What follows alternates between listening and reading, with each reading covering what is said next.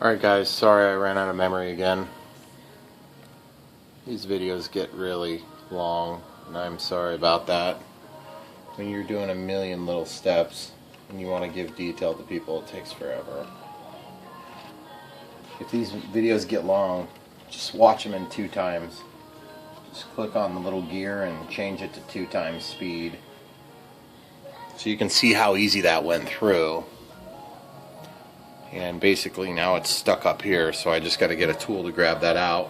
I'll be right back.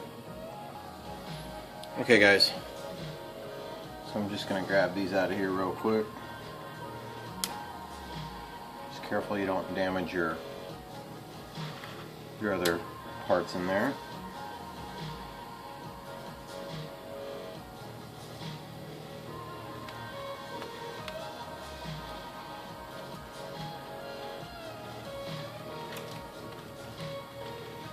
There it goes.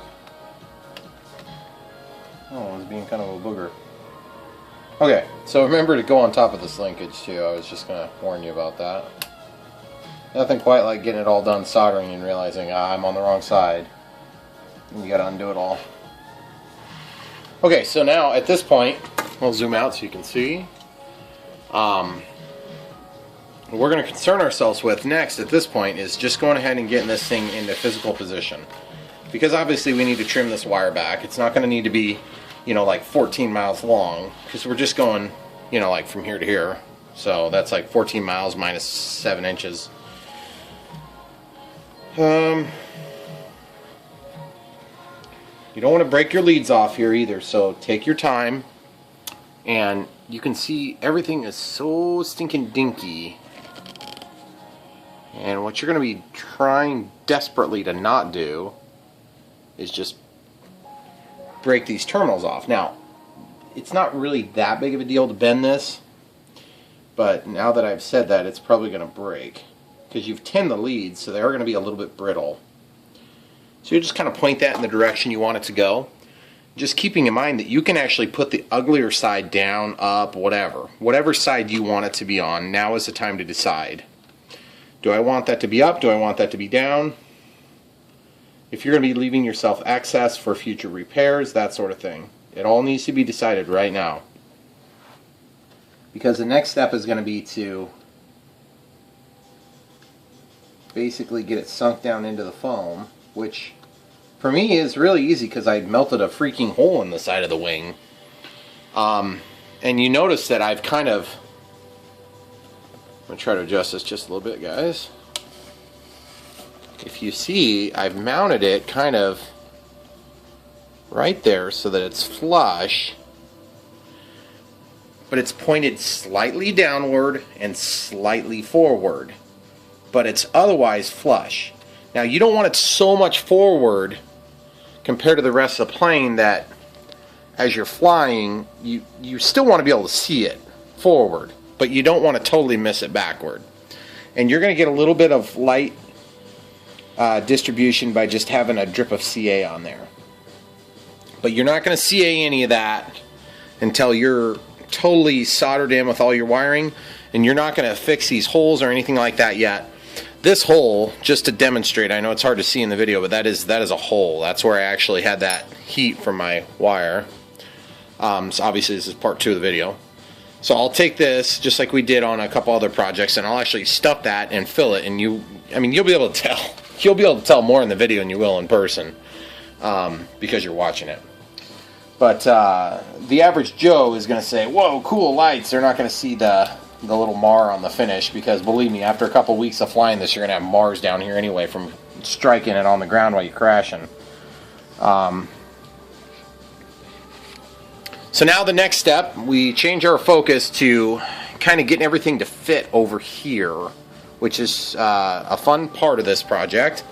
Now we have this 100 ohm resistor in my case. I think these are 1/8 of a watt resistors, which if it was just a resistor, boy, that is a good fit in that channel. It's like a perfect fit.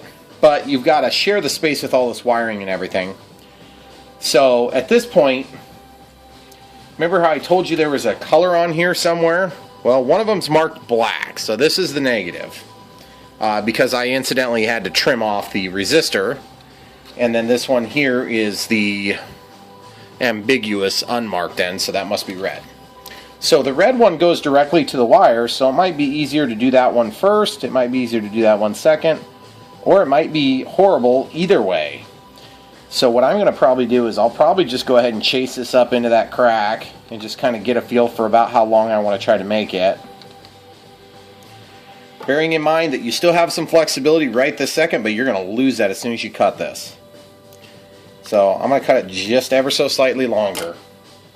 And we're dealing with the positive side now. So I'm going to go ahead and strip this wire back. I'm going to try to get a little more light in here, guys, so you can see. This is my high quality lamp that's turning on and off. Super high quality. I believe that was killed by a cat when my wife was in college. There it goes again. And I just won't let it die.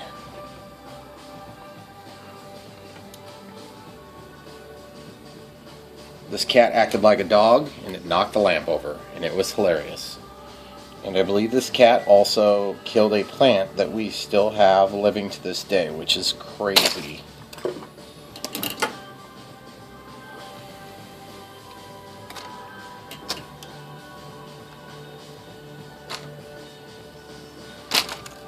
That's always my favorite part of these projects, is when the things start slipping out of your hands. So, and lights turn off. I'm going to get this stuff resolved. I'll come right back to you. Okay. So now we have to try to strip this wire, which is seeming very difficult because it's slick. Like I can't hang on to it. And you run into problems like that when you're doing these small projects. Then you got to hang on to it with something else. But just be careful not to mar all the way through that, because remember, you're going to have a dead short if you would, you know, have these wires touch together. And they're going to be stuffed in a spot where you can't see very good, and just be mindful about it, that's all. I'm sure you guys are smart enough to know most of this stuff anyway. So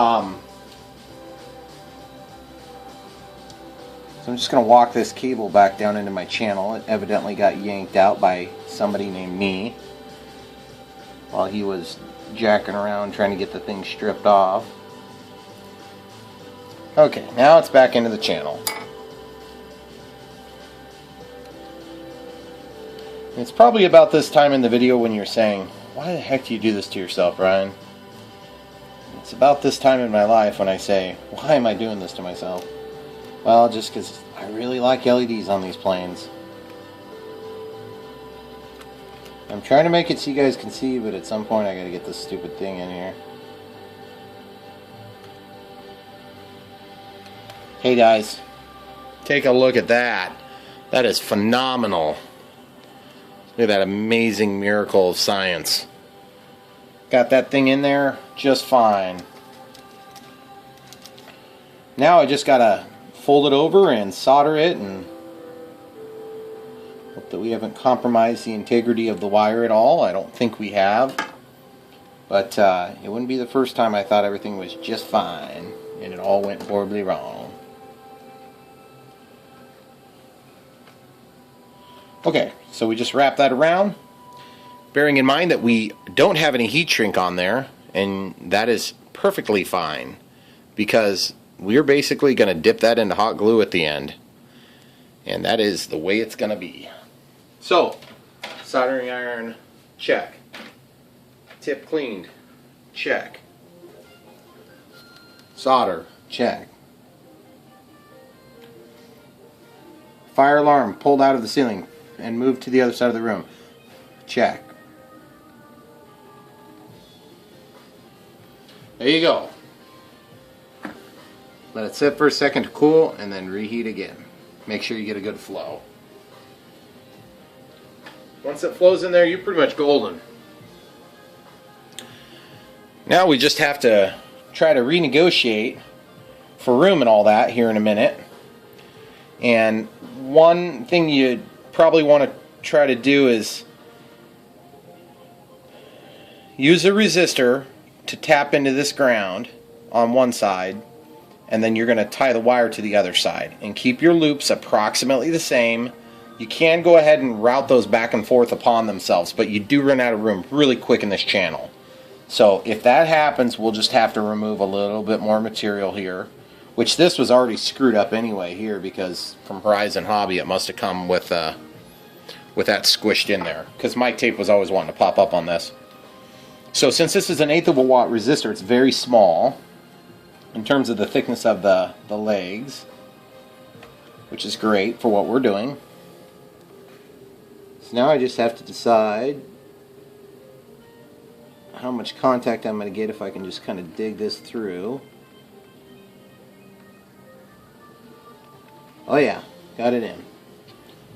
Okay, so now I just need to bring that down in there, double it back upon itself,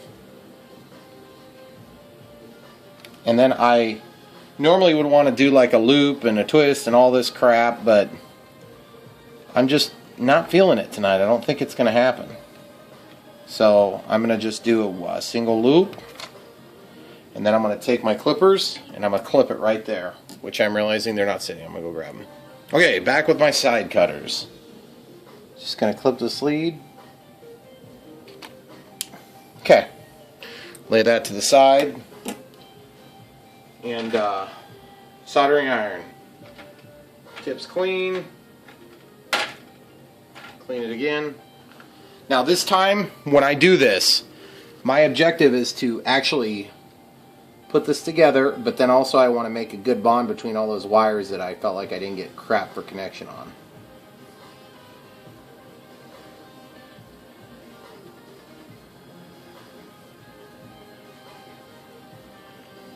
And I could see guys, I know you couldn't see it, but there was one straggler, and I pulled that back into the bundle. Now remember that solder needs to flow so it can have maximum contact. But if you overheat the crap out of it, it's just going to melt this bundle together, and you're going to be screwed because your servo is going to immediately fry. So obviously this project is not for the faint of heart. I think I got like 2 or 3 flights on this plane before I did this. And again, if you're thinking I'm nuts for doing it, you're exactly right. But I've done it before, so I'm sure it'll be just fine. Okay, so now I just need to cut this, and we can cut it at any point down the length of that. So I'm going to give myself just a touch of extra room. And yep, that was the black lead that we were dealing with, so that's going to be our negative, because we did fix the polarity when we switched from the wrong blue LED over to the correct green LED. So now at this point, I have to hold on to this and strip this thing again, which was really fun on the other one. Got it. Awesome. I'm a professional. So, I'm going to take this thing, fold it around, and I'm going to take this thing, I'm going to just double it back upon itself. Squeeze it down. Remember, the more you screw with this crap, the weaker it's going to be. So you kind of got to make a judgment call as to whether or not you're compromising the strength of the device by making a beefy connection. So just don't overdo it. But at the same time, you got to have enough there that there's some strain relief, so as you're manipulating the cables back into this channel, they don't just rip themselves off. And that's the name of the game. It's pretty tricky to come up with that balance. Okay. Don't worry guys, if you can't see, I'm going to make sure you can see it when I'm done pulling this through, because it's very tight. Okay. Basically, I've got that looped around itself. Now's the time when you got to get the angle that you're going to have this exiting from the wire straightened out. So it doesn't matter, like, up until this point it doesn't really matter, but at this point you want that to be lined up with your wire, because when you go to solder this, it's going to find the position it wants to be in. And there's a trick I'm going to show you right now. Okay, so get that float on. Then you can take and just bend this. Yeah, we got away with it. Sometimes you can't because this wire is small. And there's maybe only like 6 or 7 strands in there. So if you break 3 of them, then you got a crap connection. And you'll be lucky to get that thing pushed back into your channel. Okay, now's the time when you're absolutely 100% sure that everything looks as good as it needs to look, and you're going to test it. And when I say test it, I mean you just plug in the battery. You don't even have to have your receiver on, because the light will come on. Oh, there it is. Look, it's beautiful. And this servo's freaking out because the home position's probably not in the right spot. Okay, cool. So, we're done with that one for the moment. So now what we need to do is get this tucked back in. And when we're done with that, then you can take my word for it on the red side, but I'll help you get to the finished position on this so that all this is filled in and you'll kind of know how to do that. Okay, so the next step is to, of course, tuck this down in here. Now, the more observant ones will notice that I pulled a little excess up from inside the plane, which was great when I chose to do it. Now it's kind of a pain because I got this excess here. Well, if you're careful, believe it or not, you can actually, sometimes you can push this stuff back up. Yep, not gonna happen today though. Way too easy today. So, my next thing to do is to kind of get this stuff bound back up. And sorry guys, I forgot to zoom you back in a little bit. So what I need to do, you just kind of favor that stuff down the channel. And I'm going to go grab myself a flat screwdriver. I'll be right back. Screwdriver. Flat. Now, choice for me on the next decision that I'm thinking about as I do this is, do I go ahead and use my medium CA or do I use hot glue? It's the question of the hour. And okay, so here's the trick. Once you get it in the hole, push it down. You're thinking that's a trick. Yes, it is a trick. The reason you have to push it down is because you're actually making the channel a little bit deeper. Now, option 1, CA. Option 2, hot glue. There ain't room for hot glue in this one, but CA will act exactly the same way in terms of barring penetration of elements. So what I need to do is get that tucked in there. And then, yes, the resistor is on the oh, son of a gun, I just noticed this aileron is broke. Son of a gun. I gotta redo this hinge. What a pain in the butt. Can't imagine that with all the stress and crap going on around it, huh? So, at this point, time for another test. Ha! It popped out. But it's still working fine. So now it's just a matter of, am I going to have enough here that I can push it in? And the answer is maybe.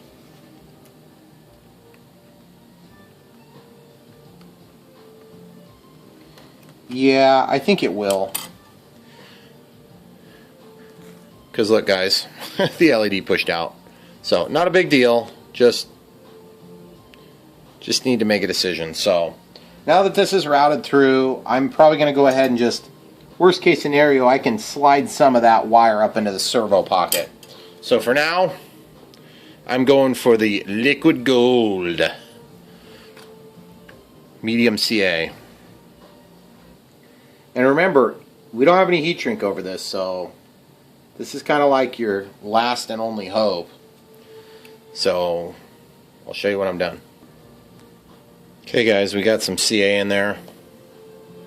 Just right over the part we've been working on.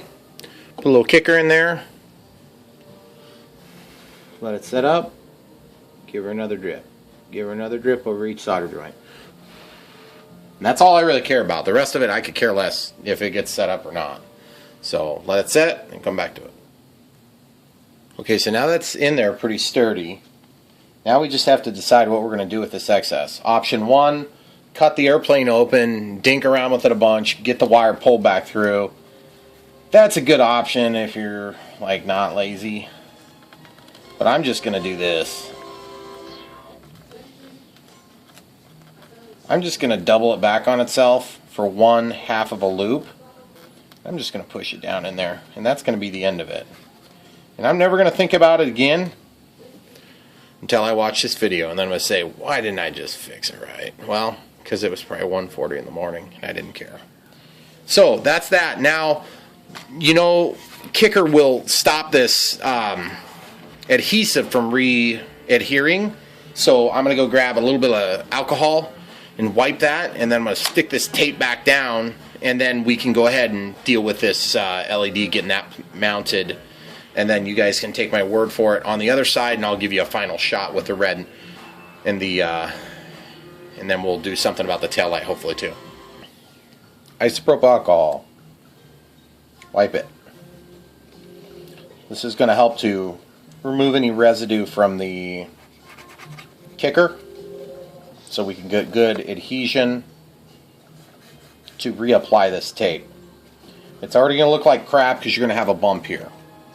So the last thing you need to do is have a bunch of adhesion issues. And ironically, on my case, I already had a problem with that tape anyway right there. So it should be a win-win situation. And then I'm going to show you a trick on getting that reseated if it's been pulled off.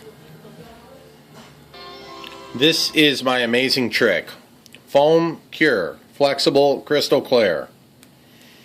I don't typically use this type of product. I would use CA instead because it's much lighter. This is what I started when I was first in the hobby. I started using this because I was such a cheapskate. I wouldn't buy CA. But then I learned that CA goes a lot further. Now CA, you could put some CA down and see if it'll take that tape. But my guess is it's just going to be reactive against the adhesive. And therefore it's not going to do you any good. So, 1, pull off the wax paper, drop it down, see if it sticks. It's not going to stick, I already know. So, my recommendation is to apply it to the tape itself rather than here, because you're not going to get it exactly where you need it. And then the residue will show to one degree or another. There's quite a bit of stickiness to it still. If it's sticky, it'll go. Worst part of this stuff is you always got to work it down to the tip of the bottle. And this stuff does work pretty good. It's just not quite as good as the Chinese stuff that you get with your foam models, but it works pretty good. Okay, so I got a little bit coming out, and that's a lot more than I need, which is just what I want. Like 5 times as much as I need. But the idea is if you try to get the right amount, it's never going to work. Then you can go ahead and do a process of peel and stick, and then unpeel and unstick.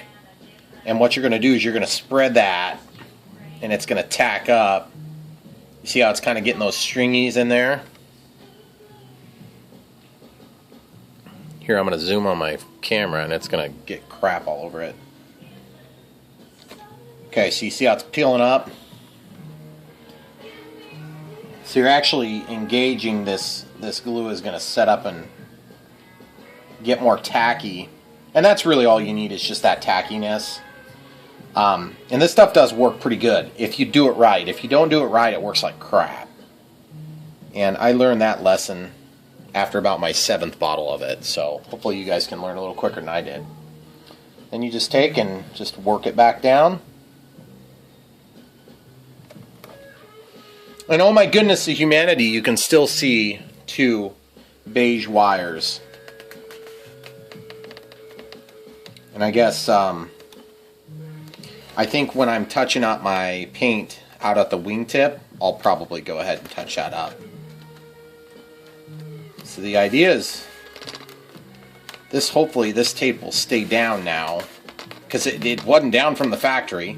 I thing that ticks me off is now I have to fix my aileron, which I don't remember a specific moment in time where I broke that, but evidently I did.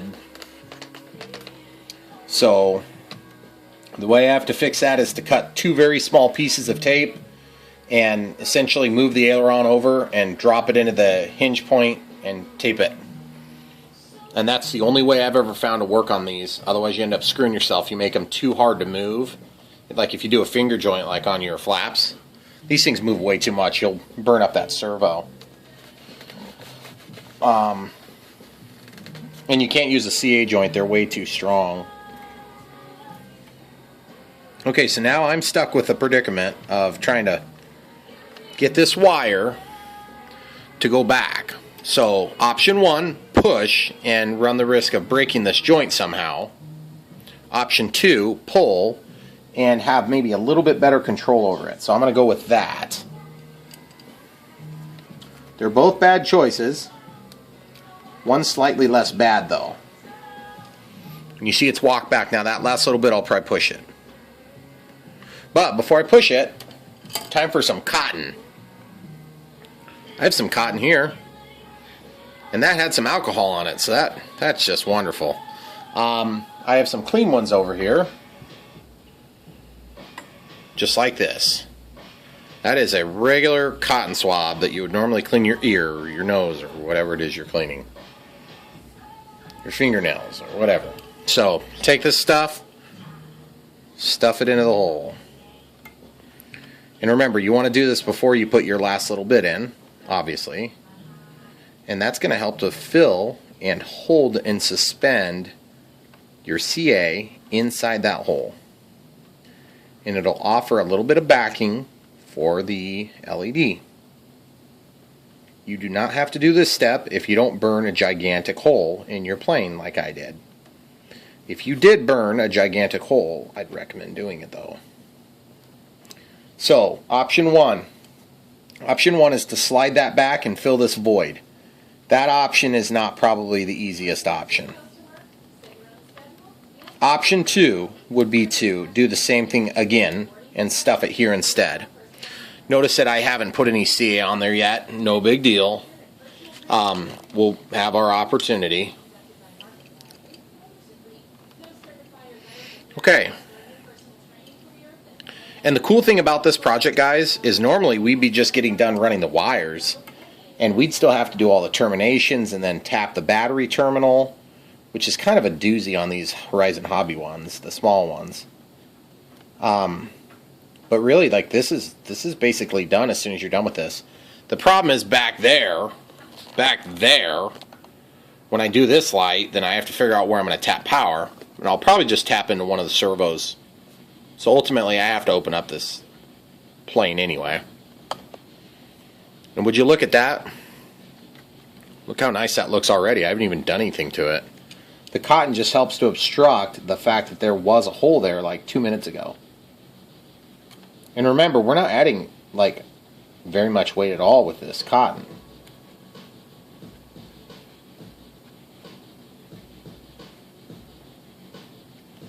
Okay, because that's just going to help suspend the CA.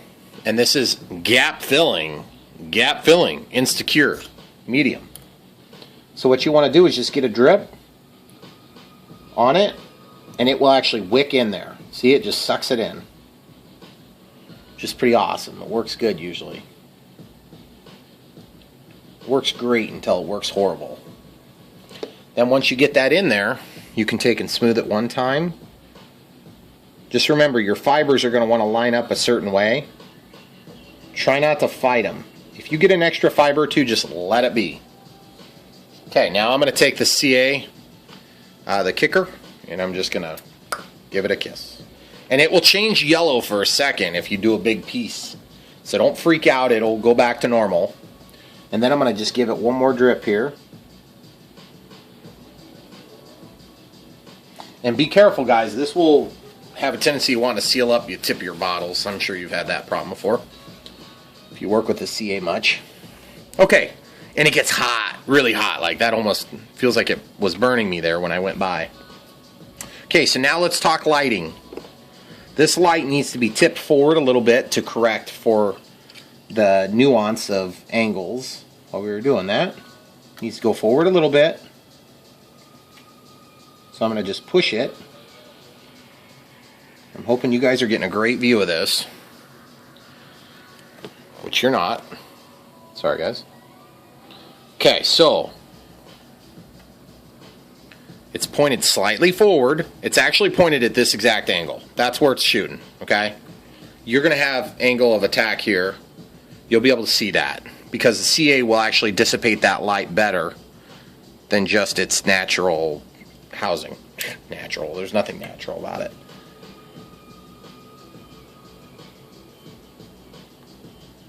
Okay, there we go. So I'm just letting that wick behind it. Remember, we put that cotton in there.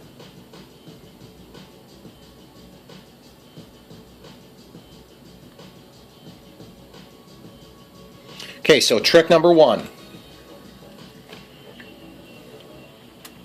CA plus accelerant equals better finished product. Sometimes when I'm doing this, I will pick up the model and I will hang it like this. And then the drip will go downward and I can control where that drip goes. So I'm going to take this out of picture for a second and then I'll drip it. Guys, I'm just squeezing the CA in and around the light. And then what I'm doing is I'm just holding this thing so that the drip forms the direction